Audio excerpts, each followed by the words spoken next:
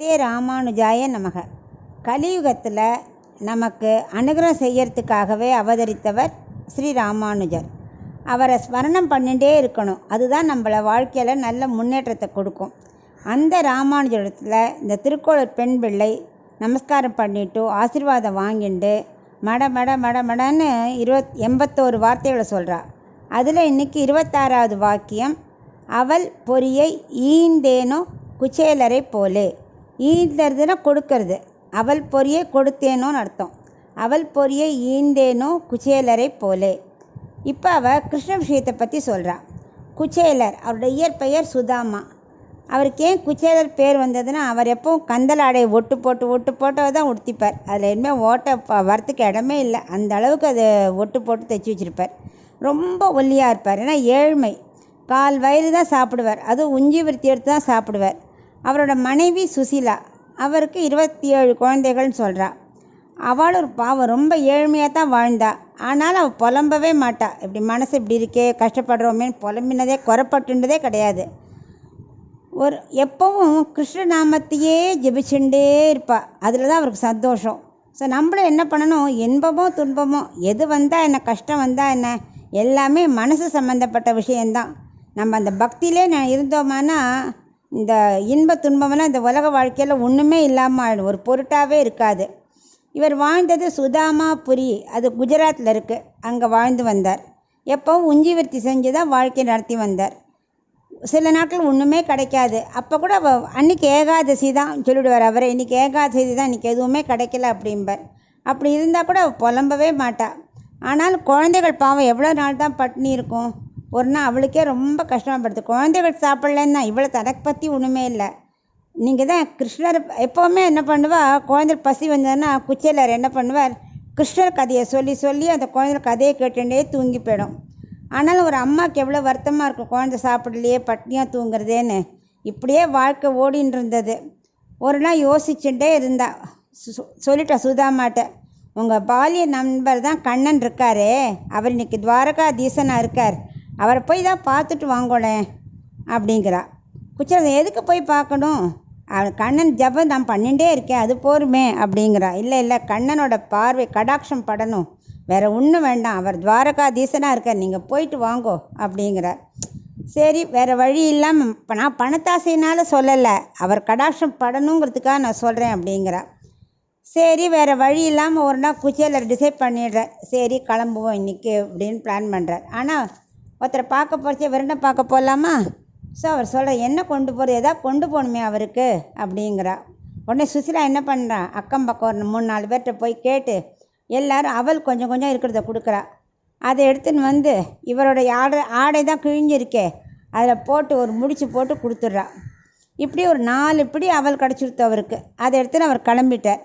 அவருக்கு வழி முழுக்க கண்ணனை பார்க்க போகிறோங்கிற சந்தோஷம்தான். அவருக்கு கேட்கணும் அதெல்லாம் ஒன்றுமே இல்லை. அப்பா நமக்கு பாலிய செய்கி நான் கண்ணனை போய் பார்க்க போகிறோங்கிற ஆனந்தம் மனசு முழுக்க நிறைஞ்சிருக்கு. அவர் அவ்வளோ தூரம் 6 மாதம் நடந்தாங்கிற அந்த அளவுக்கு டிஸ்டன்ஸாக.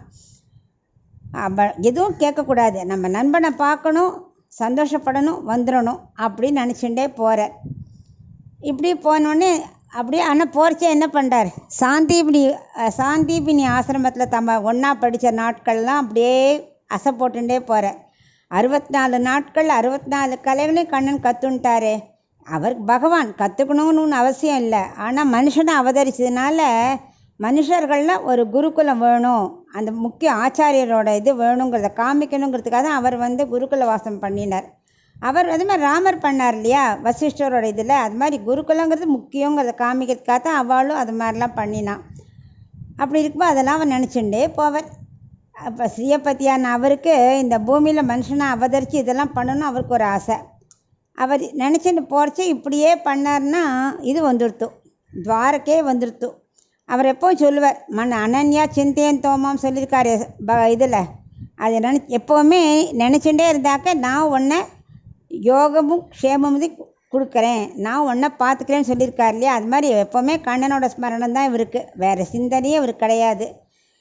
இப்படி துவாரக்கை அடைஞ்சிட்டாரா. அவர் போன டைம் மார்கழி மாதம் 1 புதன்கிழமையாம். இது எப்படி தெரியும்னா, குருவாயூரில் இன்றைக்கும் மார்கழி மாதம் முதல் புதன்கிழமை எல்லோரும் அவல் கொண்டு வந்து பெருமாளுக்கு கொடுப்பாராம். அந்த அளவுக்கு அதனால் அவர் அப்போ தான் அங்கே போய் சேர்ந்தார். அதுவே குச்சேலர் தினமும் அவள் கொண்டாடுறா. அதனால் நமக்கு தெரியறது கண்ணனை பார்த்த நாள் மார்கழி மாதம் முதல் புதன்கிழமை அப்படின்னு நமக்கு தெரிய வருது. அதை தெரிஞ்ச குருவாயூரில் செய்கிறதுனால நமக்கு புரிஞ்சுக்கிறோம். அதை போனவொடனே வாசலில் வாயில் காப்போன்னு பார்க்குறான். என்ன இவ்வளவு ஏழையாக கீழ்ச்சலோட ஒட்டுவ துணி போட்டு யாரோ வந்திருக்காளேன்னு பார்க்கும்போது அவர் சொல்ல, நான் கண்ணனை பார்க்கணும் அப்படிங்கிறார். அவனுக்கு ஒரே ஆச்சரியம். இவ்வளவு ஏழ்மையாக இருக்கா, ஆனால் அந்த முகத்தில் மட்டும் என்ன இவ்வளவு ஒளி, இவ்வளவு பிரகாசமாக இருக்கு, என்ன ஒரு தேஜஸ் அப்படின்னு ஆச்சரியப்பட்டுட்டே உள்ளே போகிறான். கண்ணன் ருக்மிணியோட அந்தப்புறத்தில் இருக்கார். காவலன் போய் சொல்கிறான், ஒரு ஏழையாக ஒருத்த வந்திருக்கான், உங்கள் பால்ய சிநேகிதனா, அவன் பேர் சுதாமாவாம். சொல்லி முடிக்கலை, கட்டிலேருந்து துள்ளி குதித்து ஓடி வந்துட்டார் வாசலுக்கு. அங்கே வந்தது மட்டும் இல்லை, அவரோட சுதாமாவோட முகத்தில் ஒளியை பார்த்துட்டு இவர் கையெடுத்து கும்பிட்டு அவரை கட்டி பிடிச்சி அணைச்சுண்டு, இவருக்கு சுதாமாவுக்கு ஒன்றுமே சொல்ல தெரியல, ஒன்றுமே புரியல. அவரோட கடைக்கண் பார்வை பட்டதே அவருக்கு ரொம்ப சந்தோஷம் சுதாமாவுக்கு. அதில் இதெல்லாம் வேறு அவர் பண்ணி நல்ல ரத்தின கட்டிலில் உட்கார வச்சு ருக்மணியை தங்கத்தாம்பாளம் கொண்டா ஜலம் கொண்டா எல்லாம் சொல்லி வர வச்சு அந்த தங்கத்தாம்பாளத்தை காலை அலம்பி எல்லாம் பண்ணி விடுறார். அந்த தண்ணியை தன் தலையில் புரோஷனம் பண்ணிட்டு ருக்மணிக்கும் புரோஷனம் பண்ணி விடுறார். அப்புறம் கண்ணன் ருக்மணிகிட்ட நல்ல விருந்துக்கு ஏற்பாடு பண்ணுன்னு சொல்லி நல்ல விதவிதமாக சாப்பாடை ரெடி பண்ணி பரிமாறி சுதாமாவுக்கு ஒன்றும் புரியல, பிரமிச்சு போய் இருக்கார். அப்புறம் எல்லாம் சாப்பிட்டுக்கிட்டு முடிச்சப்புறம் நல்லா உட்கார வச்சு கண்ணன் அப்போ தான் பேச ஆரம்பிக்கிறார். என்ன சுதாமா, எப்படி இருக்க, உன்னை தர்மமெல்லாம் ஒழுங்காக விடாத பண்ணின்னு இருக்கியா, குல தர்மத்தை விடாத பண்ணின்னு இருக்கியா அப்படின்னு ஆரம்பிக்கிறார். இவர் பூரிச்சு போயிட்டார். இவருக்கு ஒன்றும் புரியல. ஏன்னா தர்மோ ரக்ஷதி ரக்ஷிதா சொல்லியிருக்கா இல்லையா, அவள் தர்மம் தான் நமக்கு தலை காக்கும். பகவத்கீதையில் கூட அர்ஜுனனுக்கு உபதேசம் பண்ணார், ராஜகுல தர்மத்தை விடக்கூடாது, தர்மம் தான் காப்பாற்றும், அதை நீ செய்யணும், இல்லைன்னா பாவம்லாம் சொன்னார் இல்லையா. அதை மாதிரி இவர் கேட்குறார், பிராமண குல தர்மம்லாம் ஒழுங்கா நீ பண்ணின்னு இருக்கியா அப்படின்னு கேட்குறார். இது வரைக்கும் ருக்மணிக்கு இவர் யாருன்னே தெரியாது. இப்போ தான் அறிமுகப்படுத்துகிற இவன் பால்ய சிநேகிதன் சுதாமான்னு பேருன்னு எல்லாம் சொல்கிறார். அவருக்கா சுதாமாவுக்கு கண்லேருந்து ஆனந்த பாஷ்பம் அப்படியே கொட்டுறது தண்ணி. அவர் பெரிய பணக்காரனா ஏழையாலாம் பகவான் பார்க்க மாட்டார். மனசுக்குள்ளே நீ எப்படி பக்தியை செலுத்துகிற, உன் பக்தி எப்படி இருக்குது, உண்மையாக இருக்கா, அதைத்தான் அவர் பார்ப்பார். அதைத்தான் அங்கே அவர் ஆனந்தமாக அவர் சுதாமா ஆச்சரியப்பட்டு பார்க்குறார். கடைசியில் கேட்குறார், என்ன நீ என் மண்ணி சுசிரா ஏதாவது கொடுத்து அனுப்பிச்சிருப்பாளே, நீ எனக்கு எதுவுமே இன்னும் கொடுக்கவே இல்லையே, கொண்டா அப்படிங்கிறார். இவருக்கா வெக்கமாக இருக்குது. இதுக்கு ஊண்டு முடிச்சு போட்ட கீழ துணியில் முடிஞ்சுன்னு வந்திருக்காரு, கொடுக்கறதுக்கே கஷ்டமாக இருக்குது. அவர் விடலை, பிடிச்சி எடுத்து பார்த்தா அவள். ஆஹா, எனக்கு அவள் ரொம்ப பிடிக்கும், தெரியும், அதான் அவள் கொடுத்துருப்பா, எனக்கு ரொம்ப பிடிக்கும்னு அவளுக்கு தெரியுமே அப்படின்னு சொல்லிட்டு எடுத்து ஒரு பிடி வாயில் போட்டுக்கிறார். இவருக்கா ரொம்ப கஷ்டமாக இருக்குது. ஆனால் அவர் போட்டுன்றார். ரெண்டாவது பிடி எடுத்து வாயில் போடுறச்சே ருக்மணி தடுத்துடுறா. போரும் கண்ணால் பார்க்குற அவரை. ஒரு பிடிக்கே நீங்கள் நினச்ச செல்வமெல்லாம் கொடுத்தாச்சு, இதுக்கு மேலே கொடுத்தா அப்புறம் பக்தனுக்கு பக்திங்கிற அளவு இருக்காது, போயிடும். அளவுக்கு மீறி செல்வத்தெல்லாம் கொடுத்து கெடுக்கக்கூடாதுங்கிற மாதிரி அவள் பார்க்குறா. வாயை திறந்து எதை சொல்லணுன்னே தெரியல இவருக்கு. அவருக்கு வாயை திறந்து கேட்கவும் இல்லை, இது வேணும் அது வேணும்னா கேட்கல. அவருக்கு கண்ணனை பார்த்து அந்த பக்தி இருந்தாலே போரும் தான் நினச்சிட்டு இருக்கார். அப்புறம் இப்படி கிளம்புறார். கிளம்பி வாசல் வரைக்கும் வழி அனுப்பி வைக்கிறார் கிருஷ்ணன். என்ன ஒரு பாக்கியம் அவருக்கு.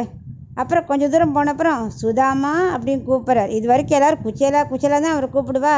அவர் திரும்பி பார்க்குறார். அந்த கடைக்கண் பார்வை கடாட்சம் பட்டது. அவருக்கு ஒன்றும் புரியல. ரொம்ப சந்தோஷத்தோடு ஆற்று கிளம்பி போய்டுறார். ஆற்று பக்கம் தெருப்பக்கம் வந்தால் வீடு மாறி இருக்குது. மாளிகை என்ன, கோபுரம் என்ன, குழந்தைகளோட சுசிலாலாம் போட்டுன்ற பட்டு ட்ரெஸ்ஸுகள் என்ன, ஜொலிக்கிறா எல்லாரும். சுதாமா கண்கள்லேருந்து அப்படியே வெள்ளம் தண்ணி கொட்டுறது, அருவியாக பெருகிறது. இதை இப்போ திருக்கோளூர் பெண் பிள்ளை சொல்லின்னு இருக்கா. இந்த மாதிரி பக்தி எனக்கு இல்லையே, குச்சலர் மாதிரி ஒரு அவலை கொடுத்து கண்ணனுக்கு கொடுக்கணும் அப்படின்னு எனக்கு தோணலையே. எங்கள் வைத்தமானதி பெருமாள் இருக்கார், அவருக்கு நான் இதை கொடுக்கணும்னு நினைக்காம ஏழைனவனே கிளம்பணுன்னா நினைக்கிறேன், எனக்கு அந்த புத்தி இல்லையே அப்படின்னு யார்கிட்ட சொல்கிறா?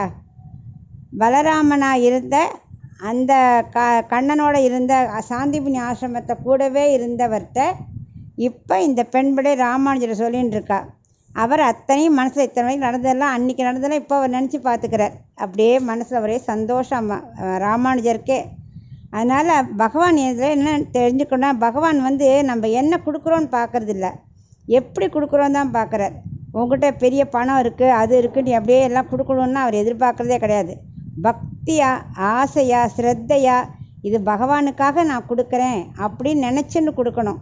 என்னோடய அகங்காரம் மமக்காரெல்லாம் போயிடணும், பகவானை எல்லாத்தையும் ஒழிச்சிட்டு நான் உனக்கு பக்தனாக இருக்கணும் அப்படின்னு நம்ம வேண்டிக்கணும். தவிர ஐயோ இது மட்டும்தான் இருக்குது, நான் எப்படி இருப்பேன், என்னால் கொடுக்க முடியாது அப்படிலாம் நினைக்கக்கூடாது. ஏன்னா குருவாயூரில் ஒரு ஏழை, அவள்கிட்ட கொடுக்கறதுக்கு ஒன்றுமே இல்லை, கிருஷ்ணருக்கு குந்துமணி கொடுத்தாலாம் குருவாயூரப்பனுக்கு. இன்றைக்கும் அப்படி ஒன்று உண்டு. அந்த மாதிரி எதை கொடுக்குறேங்கிறது பகவான் பார்க்குறதே இல்லை. பக்தி தான் முக்கியம். அதை நம்ம ஆசையாக உள்ளார்த்தமாக செய்யணுங்கிறது தான் இதுலேருந்து நம்ம தெரிஞ்சுக்கணும்.